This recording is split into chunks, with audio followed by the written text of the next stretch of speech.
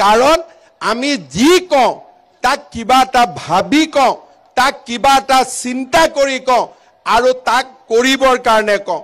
মই যেতিয়া কৈছিলোঁ যে 1 লাখ চৰকাৰী চাকৰি দিম, কংগ্ৰেছৰ মানুহবিলাকে মোক হাঁহিছিলে। আজিতো মই কৈছোঁ 1 লাখ নহয়, আমি পাৰিলে 1.5 লাখ পাৰ কৰি 2 লাখৰ ওচৰা-ওচৰি লৈ যাম। এতিয়া মোক ল'ৰাবিলাকে সোধে যে দাদা পুলিচৰ দৌৰ কেতিয়া হ'ব? আমি কওঁ জুলাইত দৌৰা হ'ব। 1 লাখ চাকৰি দিয়ে 35,000 আৰু 1,35,000 চাকৰি শেষ কৰিয়ে 2 লাখৰ কাৰণে আমি যাত্ৰা আৰম্ভ কৰি দিম। টকা পইচাও দিব নালাগে। আগতে কৈছিলে অৰুণোদয়টো বন্ধ হৈ যাব, এতিয়া অৰুণোদয় বন্ধ হোৱাৰ কথা বাদ দিয়ক, এতিয়া ঘৰে ঘৰে অৰুণোদয় যোৱা আৰম্ভ হ'ল। আত্মসহায়ক গোট হ'ল, গাঁৱৰ 40 লাখ মহিলাৰ বেংক একাউণ্টত লাখপতি বাইদেউ 10,000 টকা কৰি আমি পঠাম আৰু নগৰৰো 5 লাখ বাইদেউৰ একাউণ্টত আমি 10,000 টকা কৰি পঠাম, 4,500 কোটি টকা। মানুহে কল্পনাও কৰিব পৰা নাছিল।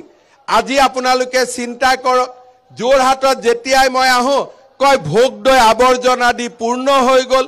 আজি ভোগদৈ লিগেসি ওয়েস্টটো কোনে খালী কৰাই আছে? আমি কৰাই আছোঁ। আজি একো কামেই বাকী নাই, প্ৰত্যেকটো কাম আজি আমি হাতত লৈছোঁ। অসমত যদি ইনফ্ৰাষ্ট্ৰাকচাৰ চাওঁ, ইনফ্ৰাষ্ট্ৰাকচাৰ, অসমত যদি আমি দৰিদ্ৰ কল্যাণ চাওঁ, দৰিদ্ৰ কল্যাণ, অসমত যদি আমি সামাজিক উন্নয়ন চাওঁ, সামাজিক উন্নয়ন। আজি প্ৰতিটো পৰ্যায়তে আমি কাম কৰিছোঁ। তপন গগৈ ডাঙৰীয়াক আপোনালোকে এটাই কথা জানিব যে আমাৰ সকলোৰে সূৰ্য হ'ল, আমি আৰু 35,000 চাকৰি আমি খুলি দিম। পুলিচৰ দৌৰা কেতিয়া হ'ব? জুলাই মাহ। 3rd গ্ৰেড 4th গ্ৰেডৰ ইণ্টাৰভিউ কেতিয়া হ'ব? জুলাই মাহ।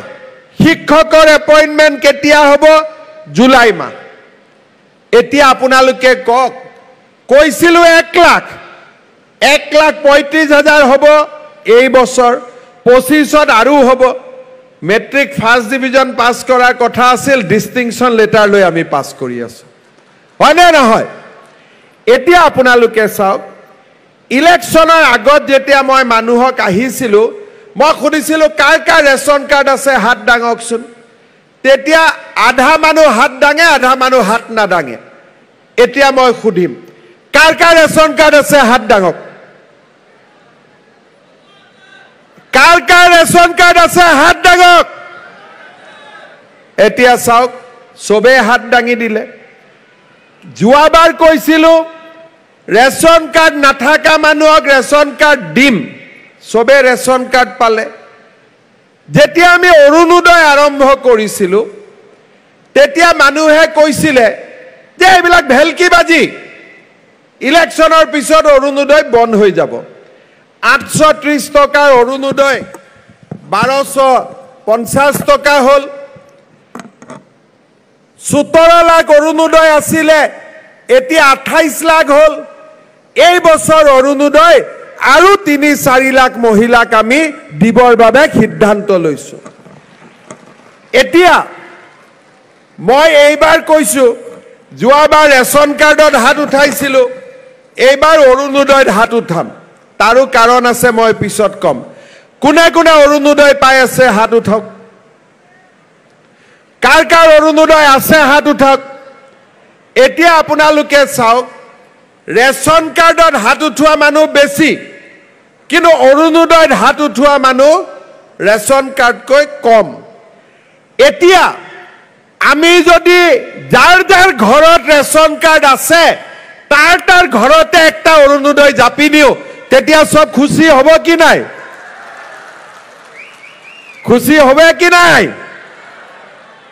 তো এতিয়া এইবাৰ মোৰ কাম হৈছে যে যাৰ ঘৰত ৰেচন কাৰ্ড তাৰ ঘৰতে অৰুণোদয়। ৰেচন কাৰ্ড থাকিলে অৰুণোদয় পালো, ৰেচন কাৰ্ড থাকিলে উজ্জ্বলা গেছ পালো, 300 টকা সিলিন্ডাৰৰ দাম কম, 510 টকাত উজ্জ্বলা মানুহে সিলিন্ডাৰ পায়। প্ৰধানমন্ত্ৰীৰ আয়ুষ্মান ভাৰত আৰু মুখ্যমন্ত্ৰীৰ আয়ুষ্মান অসমৰ কাৰ্ড পাম ৰেচন কাৰ্ড থাকিলে 5 লাখ টকালৈকে মেডিকেল ট্ৰিটমেণ্টত আমি পইচা দিব নালাগে এতিয়া মই আৰু এটা কথা ভাবি আছো যে ৰেচন কাৰ্ড যাৰ ঘৰত আছে সেই পৰিয়ালৰ এজন মুৰব্বী মানুহ থাকে এই মুৰব্বী মানুহজনৰ যদি কিবা কাৰণত ভগৱানে নকৰক এক্সিডেন্ট হল মৃত্যু হল ঘৰখনটো একেবাৰে ভাঙি যায় এইবাৰ আমি কৰিব খুজিছো কি যে ৰেচন কাৰ্ডৰ মুৰব্বী মানুহজনক আমি একটা ইন্স্যুৰেন্স কৰাই দিম এই ইন্স্যুৰেন্সটোত পাব্লিকে টকা দিব নালাগে টকা গভৰ্ণমেণ্টে দিব প্ৰিমিয়াম গভৰ্ণমেণ্টে দিব কিন্তু মৃত্যু হলে এক্সিডেন্ট হলে টকাটো পাব্লিকে পাব তাৰমানে এটা